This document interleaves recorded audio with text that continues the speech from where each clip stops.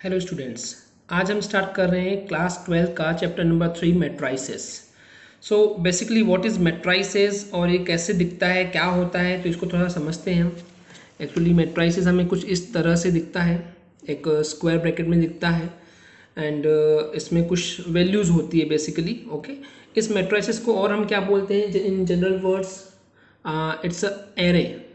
लोग इसको अरे पढ़ते हैं but it's not the right pronunciation, इसको एरे पढ़ा जाता है। ओके, सो मैट्रिक्स क्या होता है बेसिकली, अब हम समझते हैं मैट्रिक्स क्या है। तो एक मैट्रिक्स जो है वो एक रेक्टेंगुलर एरे है of scalars. Scalars is what, कुछ नंबर्स हैं बेसिकली। ओके, और उनमें कुछ नंबर्स के अकॉर्डिंग उनमें अरेंजमेंट्स होते हैं। ओके, अब आप यहाँ पे नंबर्स नहीं है एग्जैक्टली, बट ये कैसे होगा हम अभी समझाएंगे आगे।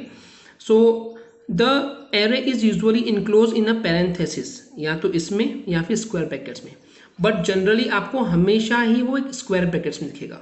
Okay, it is out of dated things, हम इसको पैरेंथेसिस में नहीं लिखते हैं, हम स्क्वायर ब्रैकेट्स में ही लिखते हैं। ओके, सो स्टार्ट करते हैं। द वेरी फर्स्ट थिंग कि एरे जो है या जिसको मैट्रिक्स बोलते हैं, वो मैट्रिक्स होता कैसे है। तो जैसे कि आप यहाँ देख पा रहे हैं, मैट्रिक्स में कैसा है कि कुछ रोज होते हैं एंड कुछ कॉलम्स होते हैं। ओके, एग्जैक्टली इसको एक एग्जांपल से समझने की कोशिश करते हैं। अब हम सपोज करते हैं कि हम यहाँ पे नंबर लिख लेते हैं 2, 3, 4 एंड 5। ओके, सो बेसिकली ये क्या है, ये एक मैट्रिक्स है जिसमें अगर मैं बात करूँ तो इसमें रोज कितनी है, तो रोज इसको बोलते हैं।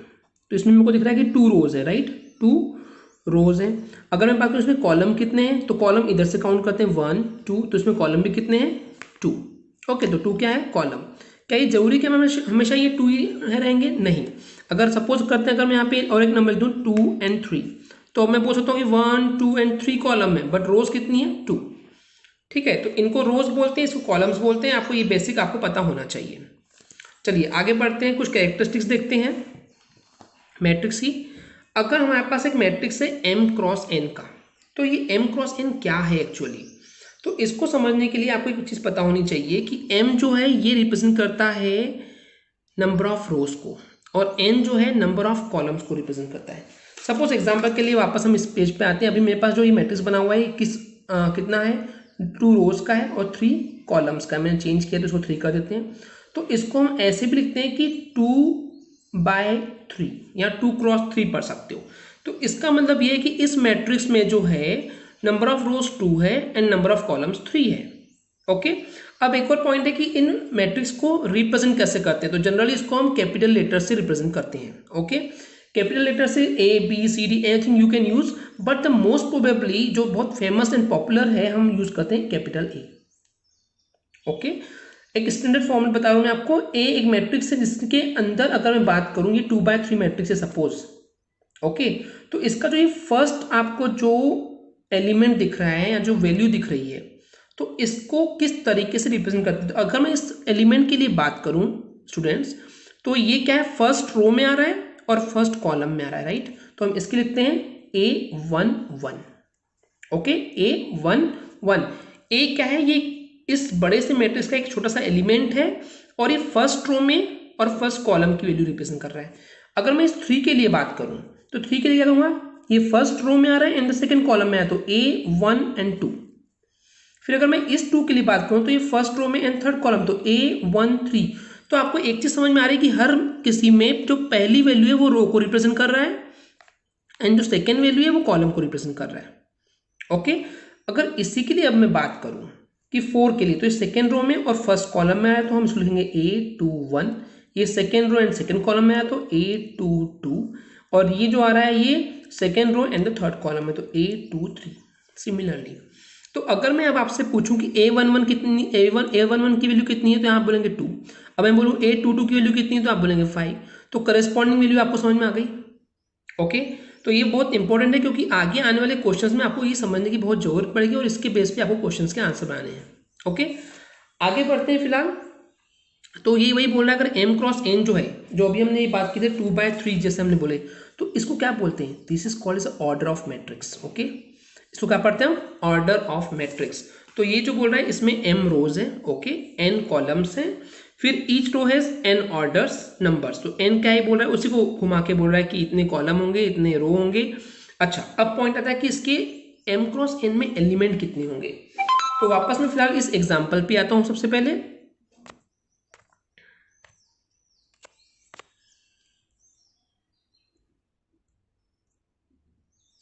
तो इस एग्जांपल पे अगर मैं फोकस करूं तो ये 2/3 मैट्रिक्स है, राइट। तो इस मैट्रिक्स के अंदर कितने एलिमेंट होंगे, तो व्हाट आई विल डू, मैं इन दोनों का इंटू कर दूंगा, मल्टीप्लाई। तो 2 3 से कितना होता है 6। तो मैं देख सकता हूं यहां पर कि यहां पे 1 2 3 4 5 6 एलिमेंट्स हैं, ठीक है। अगर ये 2/2 मैट्रिक्स होता, सपोज कीजिए 2/2 मैट्रिक्स है, तो कितने एलिमेंट होंगे 1 2 3 4, यानी जितना ऑर्डर है उनके उस ऑर्डर्स को m इंटू n कर दीजिए, 2 इंटू 3 कर दीजिए, तो उतने एलिमेंट्स होंगे। तो आपकी जो कैरेक्टरिस्टिक्स है अगली, वो यही बता रहा है आपको कि इसमें m into n mn number होंगे। ओके, जैसे मैंने बताया कि नोटेशन इसका ABCD किसी भी लेटर से कर सकते हैं, बट जो पॉपुलर है that is the A। Okay students, आगे बात करते हैं। जैसे यहाँ पे एक टर्म आई है, ओके, टर्म क्या है, representation of a matrix in the form of the general element. Okay, ये कैसे होता है कि अगर हम रिप्रेजेंट कर रहे हैं किसी मैट्रिक्स ए को in the form of general equation, तो ये यही होता है कि A is equal to AIJ। Okay, ये A क्या है, मैट्रिक्स है, स्मॉल AIJ उसके एलिमेंट्स हैं, और m इंटू n क्या है, बेसिकली उसका ऑर्डर है। ओके, यहाँ पे I क्या हो सकता है 1 2 3 से अप टू m तक। क्यों, क्योंकि m जो है, m ऑर्डर है कि m रो है, और यहाँ पे पहली चीज क्या होती है, वो रो ही होती है। तो हम ये बात करें कि I क्या कर सकता है 1 2 3 से कहाँ तक जा सकता है m तक, और J कहाँ से 1 2 3 से n तक जा सकता है। ओके, तो अ मैट्रिक्स A, जो मैट्रिक्स A है उसका ऑर्डर कितना m इंटू n है। ओके, अब बात करते हैं सबसे इंपॉर्टेंट चीज की, जो टाइप्स ऑफ मैट्रिक्स, ये बहुत ही इंपॉर्टेंट है और इसी के बेस पे हम आगे पूरा चैप्टर कवर करने वाले हैं। चलिए तो स्टूडेंट स्टार्ट करते हैं। सबसे पहला टाइप है रो मैट्रिक्स। क्या होता है, तो रो मैट्रिक्स क्या होता है, एक मैट्रिक्स है जिसमें सिर्फ एक ही रो हो, वन रो है। जैसे यहाँ पे आपको दिख रहा है एग्जाम्पल के लिए, इसमें एक ही रो है, राइट। कॉलम कितने हैं 1 2 एंड 3, 3 कॉलम पर रो कितनी है, एक ही है, तो उसको क्या बोलेंगे हम रो मैट्रिक्स। ऐसी कॉलम मैट्रिक्स क्या होगा, ऐसा मैट्रिक्स जिसमें सिर्फ वन कॉलम हो, उसको क्या बोलेंगे कॉलम मैट्रिक्स। देख रहे हैं आप, इसमें सिर्फ एक ही कॉलम है, रो कितनी है 1 2 एंड 3। ओके स्टूडेंट्स, आगे बढ़ते हैं। ओके स्टूडेंट्स, आगे अब देखते हैं हम क्या है ये जीरो मैट्रिक्स, या इसी को हम बोलते हैं नल मैट्रिक्स। ओके, तो ये क्या होता है बेसिकली, अगर मैं बात करूं कि ऐसा मैट्रिक्स जिसके सारे एलिमेंट जीरो होते हैं, ठीक है, ऐसा मैट्रिक्स जिसके सारे एलिमेंट जीरो होते हैं इस कॉल्ड जीरो मैट्रिक्स और नल मैट्रिक्स। आपको दिख रहा है यहाँ पे सारे एलिमेंट कैसे हैं, जीरो। इसको रिप्रेजेंट कैसे करते हैं, कैपिटल O से। Okay, capital O is for the zero matrix और फॉर द नल मैट्रिक्स, इसके सारे एलिमेंट जीरो होते हैं। नेक्स्ट बात करते हैं हम स्क्वायर मैट्रिक्स। स्क्वायर मैट्रिक्स यानी क्या होता है, ऐसा मैट्रिक्स जिसमें जितने रो होते हैं उतने ही कॉलम होने चाहिए। अगर रो 2 है तो कॉलम भी 2 होने चाहिए, अगर रो 3 है तो कॉलम भी 3 होने चाहिए। उसको हम क्या बोलते हैं, स्क्वायर मैट्रिक्स। जैसे यहाँ दिख रहा है हमको 1 2 3 रोज हैं एंड 1 2 3 कॉलम्स हैं, तो इसको हम क्या बोलेंगे, स्क्वायर मैट्रिक्स। नेक्स्ट बात करते हैं प्रिंसिपल डायगोनल। अब ये क्या होता है, ठीक है, हर स्क्वायर मैट्रिक्स में, ठीक है, हर एक स्क्वायर मैट्रिक्स में दो डायगोनल्स होते हैं। डायगोनल्स कैसे होते हैं, एक डायगोनल ऐसे हो सकती है और एक डायगोनल ऐसे हो सकती है, ठीक है। पर जो इसकी प्रिंसिपल, दो डायगोनल हो सकते हैं, लेकिन उसमें अगर हम बात करें ऐसी डायगोनल जो लेफ्ट टॉप से स्टार्ट हो और खत्म कहाँ हो, राइट बॉटम पे, तो इस वाले डायगोनल को हम बोलते हैं प्रिंसिपल डायगोनल। ओके, अब हम बात करते हैं डायगोनल मैट्रिक्स की। डायगोनल मैट्रिक्स क्या होता है, अगर इसके सारे एलिमेंट किसके, स्क्वायर मैट्रिक्स के, अगर जीरो हैं, किसको छोड़कर, उसके प्रिंसिपल डायगोनल, इसको छोड़कर, देख रहे हैं आप, इसमें इसको छोड़कर बाकी सारे जीरो हैं, इसमें भी इसको सारे छोड़कर बाकी सारे जीरो हैं, तो इसको क्या बोलते हैं हम, डायगोनल मैट्रिक्स। ओके, तो यानी इसमें सिर्फ प्रिंसिपल डायगोनल पे कुछ नंबर्स होंगे, उसको छोड़कर बाकी सारे क्या होंगे, जीरोस होंगे। आगे बात करते हैं स्केलर मैट्रिक्स। स्केलर मैट्रिक्स क्या है, स्केलर मैट्रिक्स ऐसा है कि एक ऐसा डायगोनल मैट्रिक्स होना चाहिए वो जिसमें, ओके, जिसके सारे एलिमेंट्स, जो डायगोनल एलिमेंट्स हैं वो इक्वल यानी एक जैसे होने चाहिए। जैसे यहाँ पे दिख रहा है हमको 4 4 4 3 3 3 2 2 2 1 1 1, यानी कि सारे के सारे नंबर एक्जैक्टली सेम होना चाहिए और एक ऐसा मैट्रिक्स होना चाहिए, डायगोनल मैट्रिक्स होना चाहिए। उसको हम क्या बोलते हैं, स्केलर मैट्रिक्स। नेक्स्ट बात करते हैं what is a unit matrix. Okay, देखते हैं यूनिट मैट्रिक्स क्या होता है। तो एक ऐसा स्केलर मैट्रिक्स ठीक है, वो उसका ऑर्डर कुछ भी हो सकता है, उसका ऑर्डर n हो सकता है, 1/1 मैट्रिक्स हो सकता है, 2/2 हो सकता है, 3/3 हो सकता है, 4/4 हो सकता है, कुछ भी ऑर्डर का हो सकता है बेसिकली। तो ये बात कर रहा है कि उसका ईच डायगोनल एलिमेंट, जो उसका डायगोनल एलिमेंट होता है वो हमेशा क्या हो, 1 हो।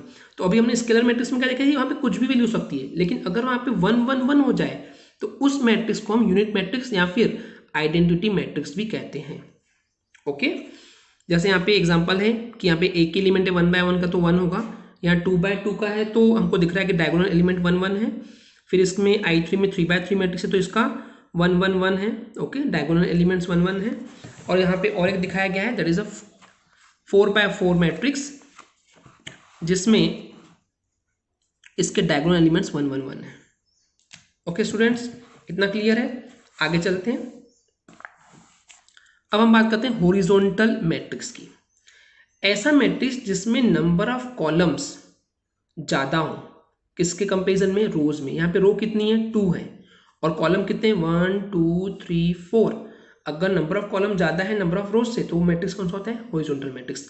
इसका अपोजिट क्या है, वर्टिकल मैट्रिक्स। वर्टिकल मैट्रिक्स में क्या होता है कि नंबर ऑफ रोज ज़्यादा होगी, जैसे इसमें 1 2 3 4 रोज हैं और 2 कॉलम है, तो नंबर ऑफ रोज ज़्यादा है तो क्या बोलेंगे उसको, वर्टिकल मैट्रिक्स। आगे चलते हैं, नेक्स्ट है okay triangular matrix. Triangular matrix में क्या होता है, एक ऐसा स्क्वायर मैट्रिक्स जिसके सारे एलिमेंट्स एबो और below principal diagonal, principal diagonal के या तो ऊपर के या तो फिर नीचे के एलिमेंट 0 होने चाहिए। जैसे इसके दो टाइप हैं, तो हम देख रहे हैं अपर ट्रायंगुलर मैट्रिक्स। तो ये अपर ट्रायंगुलर मैट्रिक्स का मतलब ये है एक ऐसा मैट्रिक्स जिसमें प्रिंसिपल डायगोनल के ऊपर में कुछ वैल्यूज होगी, इसलिए उसका नाम अपर है। बाकी नीचे की वैल्यूज क्या होंगी, सारी की सारी वैल्यूज 0 होंगी। लेकिन अगर हम बात करें लोअर,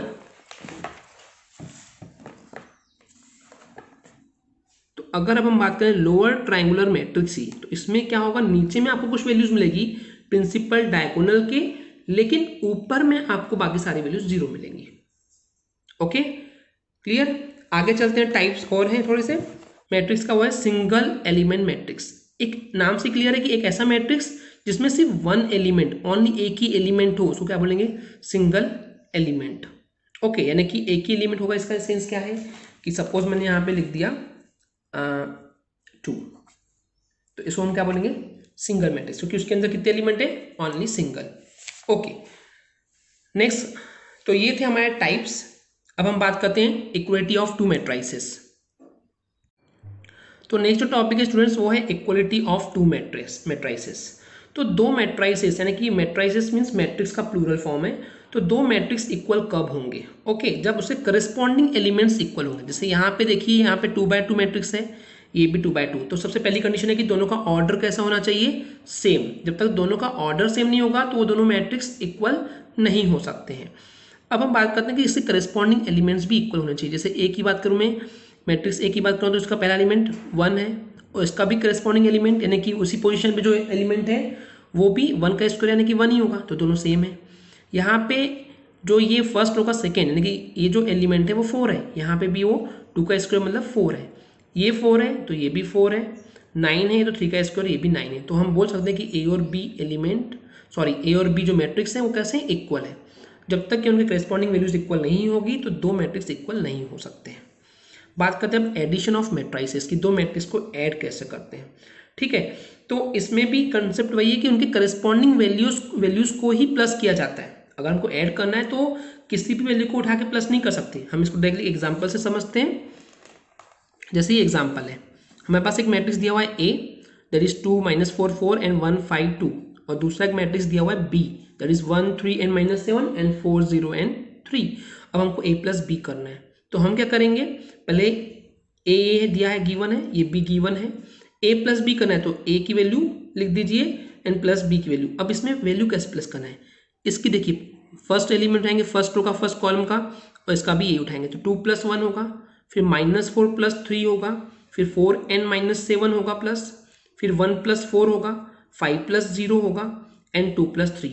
आई होप आप समझ रहे हैं कि करस्पॉन्डिंग एलिमेंट्स क्या होते हैं, राइट, कि पहले एलिमेंट का फर्स्ट रो का फर्स्ट कॉलम का उठा रहे हैं एलिमेंट, तो आपको सेकेंड मैट्रिक्स का भी first row and first column का उठाना है।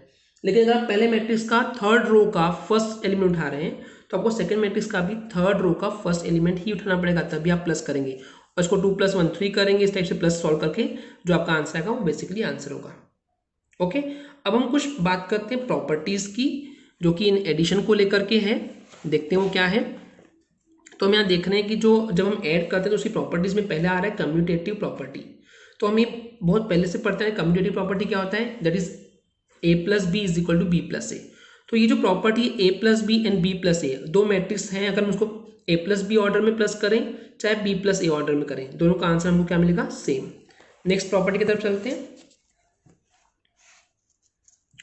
नेक्स्ट प्रॉपर्टी है एसोसिएटिव लॉ। ओके, इस लॉ के अकॉर्डिंग क्या होता है कि a + b को पहले सॉल्व करिए, फिर तीसरा मैट्रिक्स भी है c, तो इन दोनों को सॉल्व करने पे जो उसका आंसर आएगा उस आंसर में और एक मैट्रिक्स की वैल्यू प्लस करेंगे, या फिर पहले b + c को सॉल्व करिए और उसमें फिर +a को कीजिए, तो दोनों में हमको आंसर क्या मिलेंगे, इक्वल मिलेंगे। आगे चलते हैं थर्ड प्रॉपर्टी की तरफ, दैट इज एडिटिव आइडेंटिटी।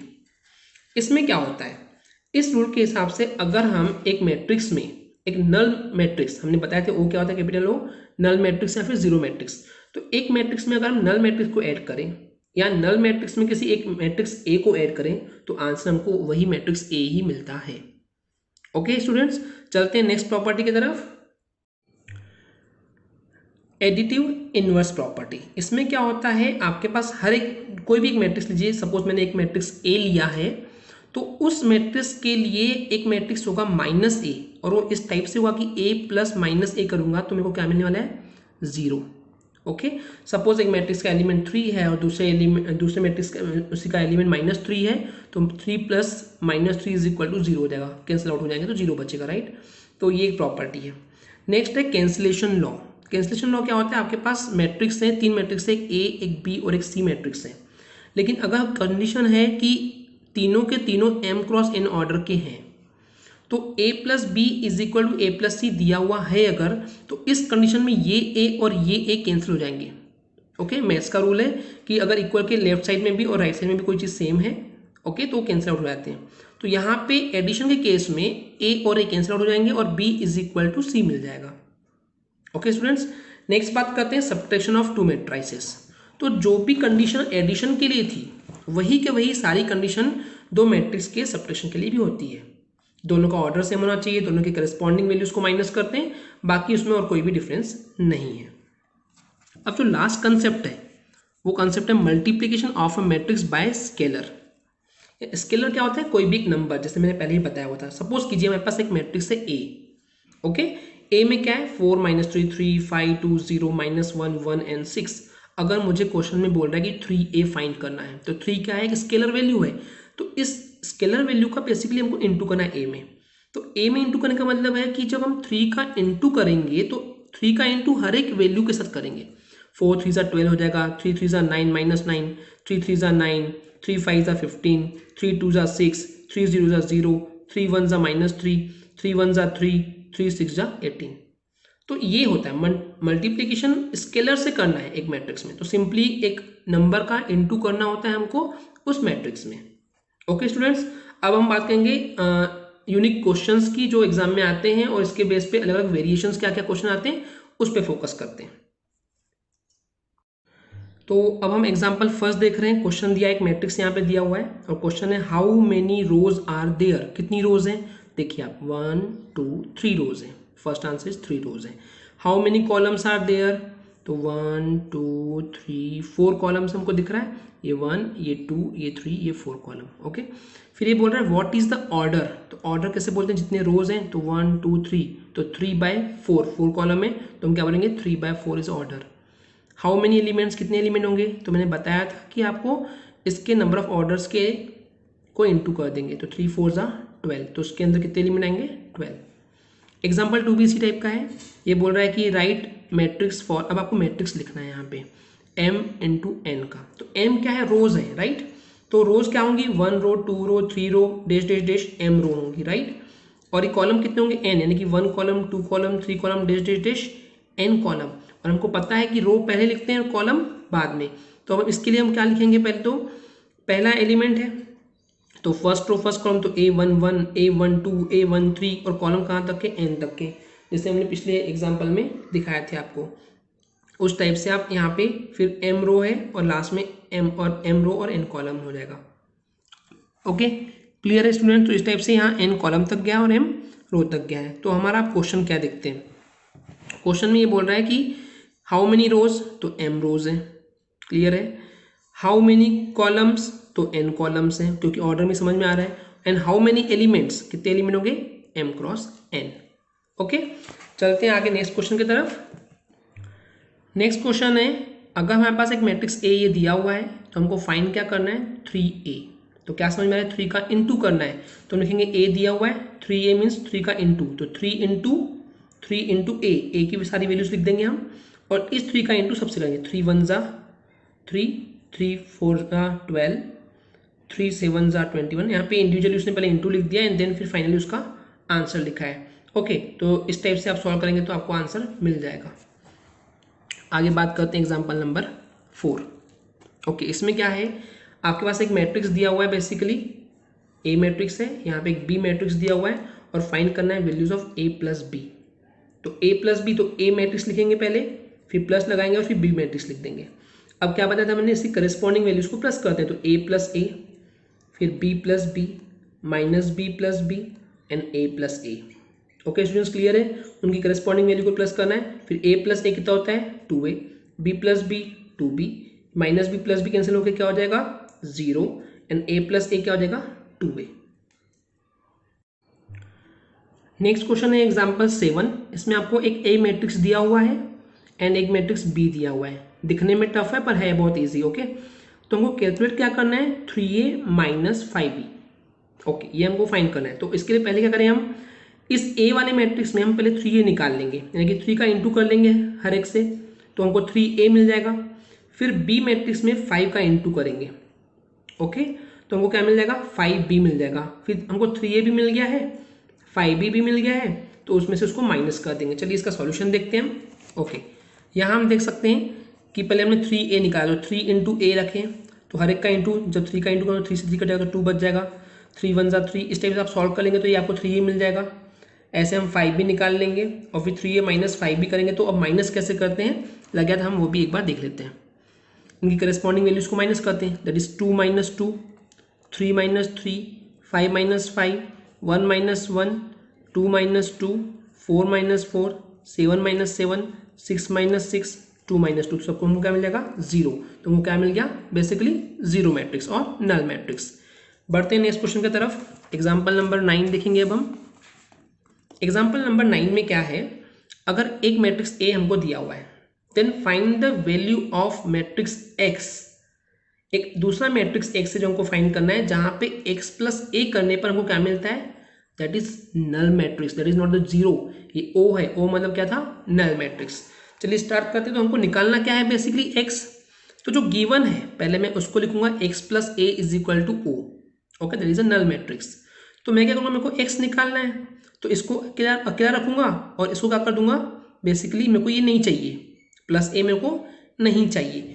तो डायरेक्टली आप या तो इसको ट्रांसफर कर सकते हो उधर, तो माइनस A हो जाएगा, डायरेक्टली भी कर सकते हो आप, तो X equal to minus A हो जाएगा। या फिर आप चाहो तो माइनस A दोनों साइड में प्लस कर देंगे, तो माइनस A करने से क्या हो जाएगा, ये कैंसिल आउट हो जाएगा। तो यहाँ क्या बच जाएगा, O कैनल मैट्रिक्स 0 है तो कोई काम का है नहीं, तो क्या बच जाएगा, माइनस A। और ये A प्लस माइनस A क्या हो जाएगा, O हो जाएगा। O मतलब कि नल, कट हो जाएगा, तो सब कुछ वैल्यू हमको 0 मिल जाएगी। तो A equal to minus A है। अब मैट्रिक्स में आपको एक ध्यान रखना है, कभी भी जब मैट्रिक्स के सामने माइनस हो तो बेसिकली -1 हो जाता है और मैट्रिक्स हमेशा पॉजिटिव A लिखेंगे हम। ओके स्टूडेंट्स, आगे बढ़ते हैं।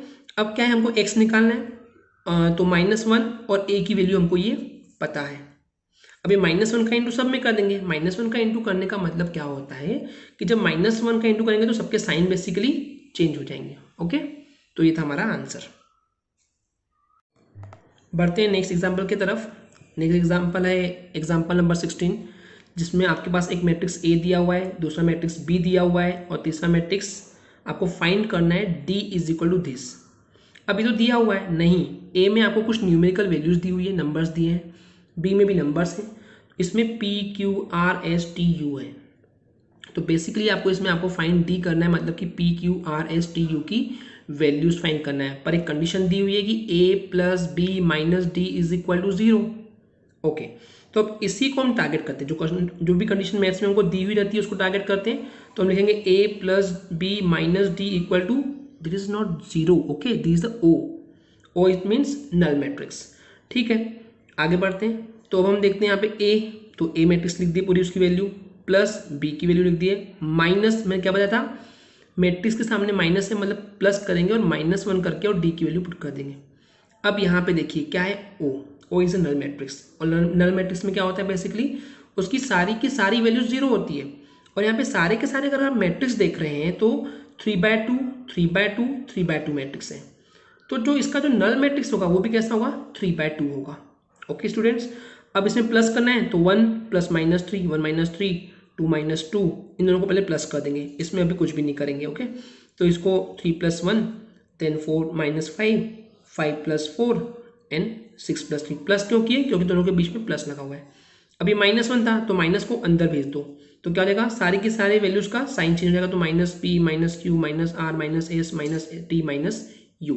ओके, अब क्या करना है, इन दो मैट्रिक्स को पहले तो इसको सॉल्व कर लेंगे, 1 - 3 - 2 आप ऐसे सॉल्व कर लेंगे तो ये मिल जाएगी वैल्यूज।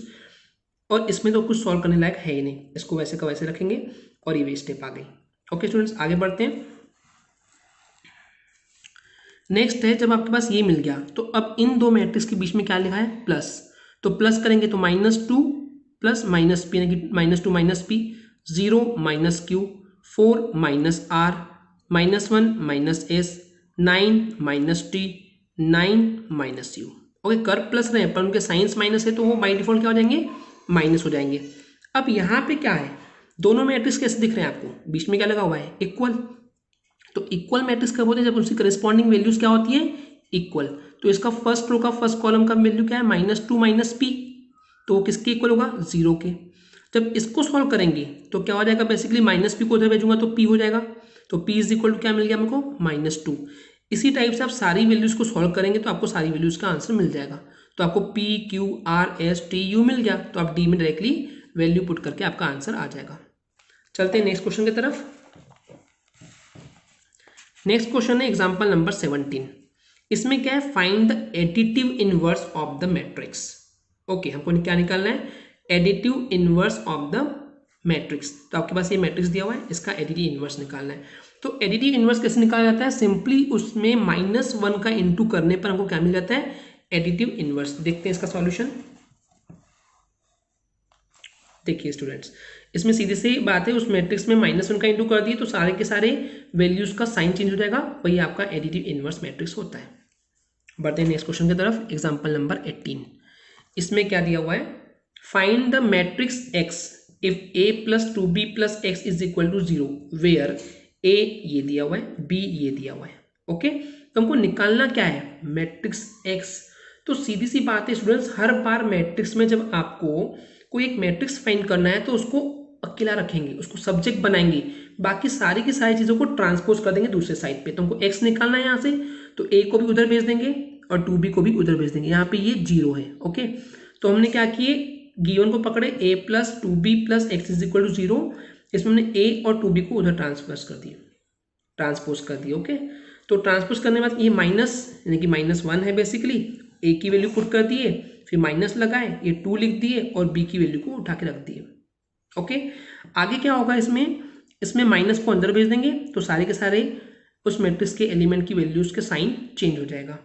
और ये 2 का इंटू अंदर करेंगे तो 2 1 -2 2 1 2 2 2 4 एंड 2 0 0। अब इन दोनों के बीच में आपको क्या दिख रहा है, माइनस है, तो बेसिकली हम इसको करस्पॉन्डिंग एलिमेंट्स को माइनस कर देंगे, तो -2 -2 यानी कि +2 हो जाएगा, 1 -2 -3 0 -5 -4। इसको सॉल्व कर लेंगे तो आपका ये करस्पॉन्डिंगली आंसर आ जाएगा। ओके स्टूडेंट्स, लास्ट क्वेश्चन की तरफ बढ़ते हैं अब, that is example number 19। Okay, example number 19 में क्या बोला गया है, एक्चुअली मेरे को नहीं लगता कि सॉल्व करने की जरूरत है, पर ये मैं आपके लिए थोड़ा सा असाइनमेंट छोड़ देना चाहता हूँ, या चलिए पूरा कर ही लेते हैं। आपके पास एक a मैट्रिक्स दिया हुआ है, एक b मैट्रिक्स दिया हुआ है and 2a + 3x is equal to 5 भी दिया हुआ है। आपको फाइंड क्या करना है, मैट्रिक्स x। तो मैंने पहले ही बताया था, जब भी हमको कोई मैट्रिक्स फाइंड करना है तो उसको अकेला रखेंगे, बाकी सबको ट्रांसपोज कर देंगे। ओके, तो गिवन कंडीशन क्या दिया हमारे पास, 2a + 3x is equal to 5b। तो सबसे पहले आप 2a को उधर भेजिए। ओके, हमको x अकेला करना है तो 2a इधर जाएगा तो -2a। ओके, 3x वैसे का वैसे लिखेंगे इज इक्वल टू 5 और b मैट्रिक्स को लिख देंगे -2 और a मैट्रिक्स को लिख देंगे। इस 5 का इंटू इसमें कर देंगे, इस 2 का इंटू इसमें कर देंगे, तो आपको ये मिल जाएगी स्टेप। ओके, अब इसमें क्या करना है, सिंपली माइनस करना है, राइट, दो मैट्रिक्स को। तो 10 - 16 कर देंगे, -10 0, इस टाइप से सॉल्व करेंगे, माइनस करते जाएंगे तो आपको ये वैल्यूज मिल जाएगी। आगे देखते हैं, अब हमको इसको सॉल्व करने पे क्या मिल जाएगा, बेसिकली मिल जाएगा ये। पर हमको 3x नहीं चाहिए, हमको फाइंड क्या करना था, हमको फाइंड करना है x। तो 3 को इधर भेजेंगे, तो 3 जब इधर जाएगा तो क्या जाएगा, ये 1/3। ओके स्टूडेंट्स, क्लियर है। जब ये 1/3 होगा तो इसको क्या करेंगे, 1/3 का जब इंटू करेंगे तो 1/3 × 6 करेंगे तो क्या जाएगा, 3 × 2 = 6, तो 2 मिल जाएगा यहाँ पे। अब यहाँ पे कुछ कैंसिल आउट नहीं हो रहा है -10 में, तो हमको आंसर किस टाइप से मिलेगा, फिर देखेंगे आप, तो -10/3। एंड इसी टाइप से आप 1/3 का इंटू सब में करेंगे तो आपका ये आंसर है। आई होप ये क्लियर हो गया होगा। तो 3.1 तक के सारे एग्जाम्पल्स क्लियर हैं। ओके स्टूडेंट्स, बाकी एग्जाम्पल आपके लिए असाइनमेंट से आपको वो खत्म करना है, फिर हम आगे नेक्स्ट एक्सरसाइज की तरफ बढ़ेंगे। Okay students, thank you.